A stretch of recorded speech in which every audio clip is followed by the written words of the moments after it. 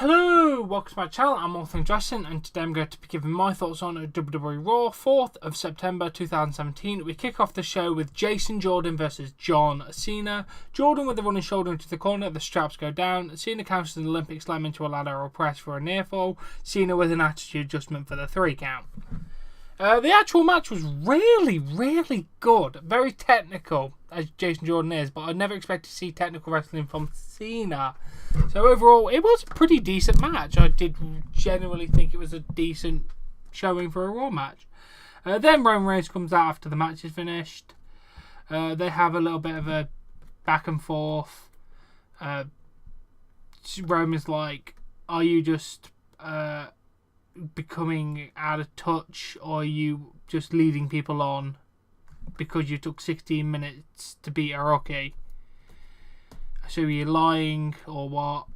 And then John Cena fired back at him and just saying that James Jordan, Chad Gable and a few people are better than you. And just a general exchange like that. I can't really do justice to explain how the exchange went, so go watch if you can. It was a decent. Roman Reigns did ask if people want to see Cena kick Roman's ass, and then he didn't do it, and Roman's like, this is your moment to back up your big mouth. You're all talk. This is why I don't respect you. Mic drop. Overall, it was a decent promo to start off the show. Sorry my rambling about trying to figure out what he was going on about, but we'll make the review better. But yeah, overall, it was a decent promo, decent stuff. I'm very hyped for their match. This is some of the best work Roman's ever done. It's fantastic. Then we go to a look at what happened last time. Big Show versus Braun Strowman battled in the same ring. It collapsed. And they said what will happen when they meet in a steel cage tonight. So overall, yeah, I liked what they did. That was the one thing I missed on Monday Night Raw's main event because I fell asleep, which is the worst thing to fall asleep to, because it was one of the most interesting things. Then Dean Ambrose and Seth Rollins joined the commentary for the next match. Cesaro and Sheamus versus Heath Slater and Rhino. Cesaro sends Slater to the floor, but Rhino's clothesline Cesaro over the top rope. Rhino turns straight around into a bro kick. Match was alright. It kind of just went. It was a really short match though, so to think that Heath Slater was one of the biggest, hottest acts a few months ago, and now he's doing this. I liked Heath Slater and Rhino, so I don't know what's going on. But yeah, he did what he needed to do. And then they talked about the relief work for Texas after the hurricane, which was nice. It's good that they're still giving attention to that. I hope the people get the aid they need. And then we go to Renee Young being in the interview with Matt and Jeff Hardy. They talk about being inundated for the last 25 years.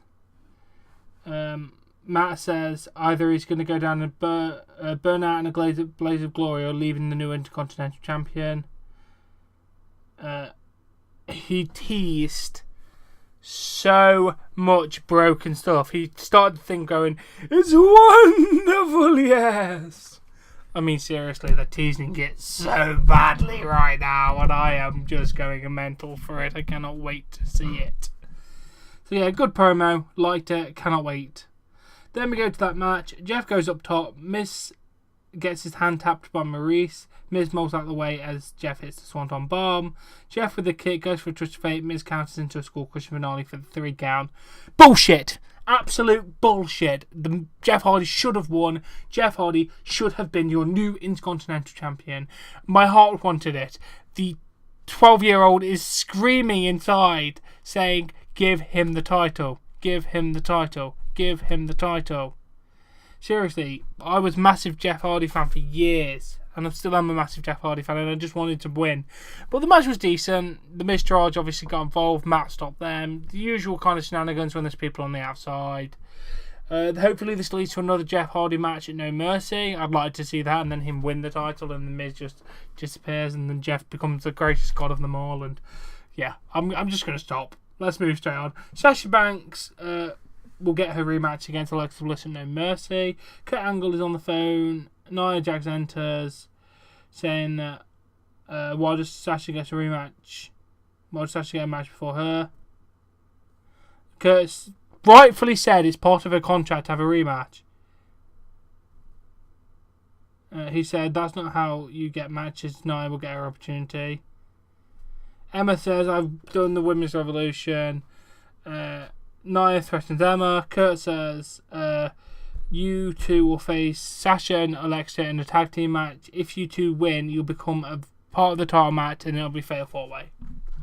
So yeah, great. I liked how there's tension between them two. Now they have to work together. Kurt Angle's very authoritative. I do like that.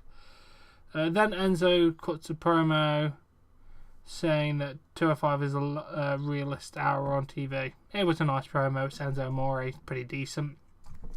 Then we go to a rematch from last week. Drew Gulak, Tony Nese, Noam Dar versus Enzo Amore, Cedric Alexander and Grand Metalik. Enzo with a thumb to the eye and then an eat defeat to Gulak for the 3 count. Very heelish wins by Enzo Amore. I'm really liking it. It's definitely a character trait for him at the minute. I'm liking what they're doing with him. I think he'll be decent on the Cruiserweight division, but only time will tell. But yeah, I enjoyed the match. Then Sasha Banks in the locker room. Alexa Bliss enters trying to say, "We should team up and be decent tonight, not fight against each other. We don't want to have 25. We don't want to have 2 more people in because it drops our chances." And Alexa said that she's in charge tonight. Sasha says they will win tonight, and then she'll make Alexa Bliss scream at No Mercy as she taps out. Decent promo. I like the stuff between them, but piss off, Sasha. No one likes you anymore. Then Finn Balor comes out, says that he looked good with gold around his waist. He would have, the Intercontinental Championship would have looked good around his waist if it weren't for Bray Wyatt. When Bray entered the Battle Royale, it cost him an opportunity to challenge The Miz. He said he'll continue. Finn Balor said he does not run from his demons. Sometimes it becomes one with him. If you continue to play games week after week, let's play. Bray Wyatt talked about God and justice and beating things with his bare hands. Define your legacy. Bray tells Finn to make a choice. The Demon won. I don't know. Bray Wyatt, typical cryptic promo, which was decent. I like Bray's promos. They just don't make any sense logically, but it was an entertaining promo. Finn was decent. I liked it all. And obviously he told him to run as well. Then we go to that this tag team match. Alexa Bliss and Sasha Banks versus Nia Jax and Emma. Sasha with a Shining Wizard, Nia with a body block, Nia with a leg drop, Emma makes a blind tag, gets the 3 count. Nia looks pissed off. Emma and Nia celebrate together. Nia wanted a high five, Nia does not let go. When Emma gives the one, she gives Emma a Samoan drop, which was decent. Like it, like everything about it. Cannot wait to see that fatal 4-way at No Mercy now. It will be sweet. Renee Young is with Braun Strowman. Renee asked him about the cage match. He said, "What, you didn't make Brock Lesnar do this. I'm facing him in 3 weeks. Why am I just doing it?" He's got a message to Kurt Angle, Big Show and Brock Lesnar. Wherever he goes, destruction follows. Which was a decent promo. I like Braun Strowman. He is the best thing ever, ever, ever. I love him. Then Dean said, I had to put this in because it was entertaining. Dean Ambrose and Seth Rollins walked in the back as Elias was playing his guitar. I thought it was a nice little touch there. Cesaro and Sheamus are in the ring with Luke Gallows and Carl Anderson. Sheamus and Cesaro stay at ringside to watch when Dean Ambrose and Seth Rollins face the club. Rollins with a Frankenstein sets up for a jumping knee. Cesaro and Sheamus try to interfere, but it backfires as Rollins gets a roll up on Anderson. After the match, Gallows and Anderson attack Cesaro and Sheamus from behind. Cesaro and Sheamus come into the ring. Sheamus with a bro kick to Anderson, while Cesaro hits an European uppercut. They clothesline Gallows over the top rope. Decent. Now they're involved in this, which is cool. I like it. Let's keep doing more of this a little bit. I like it. Then we have a lovely video package for WWE's work with Children's Hospital in Pittsburgh to work with Connor's cure. May you rest in peace, Connor the Crusher, and all of those kids that have been suffering with cancer. May you rest in peace. So yeah, if you can, please go to connorthecrusher.com and please support Connor's cure. Thank you very much. Then we go to Enzo, Cedric and Grand Metalik in the locker room. He tells them that he's taking them out of town. Neville enters. Neville says he's not here to dampen their fun. He's both going. Each of them will qualify for a Fatal 5-Way elimination. They qualify for a Fatal 5-Way match on 205 Live. The winner will face him at No Mercy. Neville says friends for one evening, foes for next. He tells them to get some rest because it's a big day tomorrow. Decent enough promo. Neville is really, really good. We see the ring being reinforced for the main event. Then John Cone, the referee, is being interviewed after, obviously, last time. He said the ring is double enforced, but their intention is to maul each other. He said it's just going to stay out of the way, which I don't blame him. Then Renee Young is with the Big Show, who looks like a big-ass Bruce Willis because he's got no bloody hair anymore, ever. It's weird. Seriously, he shaved his beard off and it looks super weird. He said Strowman is going to be put out to paster. In 23 years, there's no man big enough to break him. You can call yourself a monster among men, but he reminds everyone that he's the world's biggest athlete. Or world's largest athlete, whichever one it's classed as. But yeah, decent. I like it. Big Show doing a proper old school promo, which was really good. Then we are told that Brian Kendrick and Tony Nese are the other two men that are in the Elimination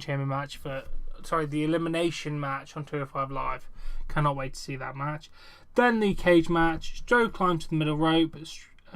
Strowman with a punch. Show with a headbutt. Strowman goes to the mat.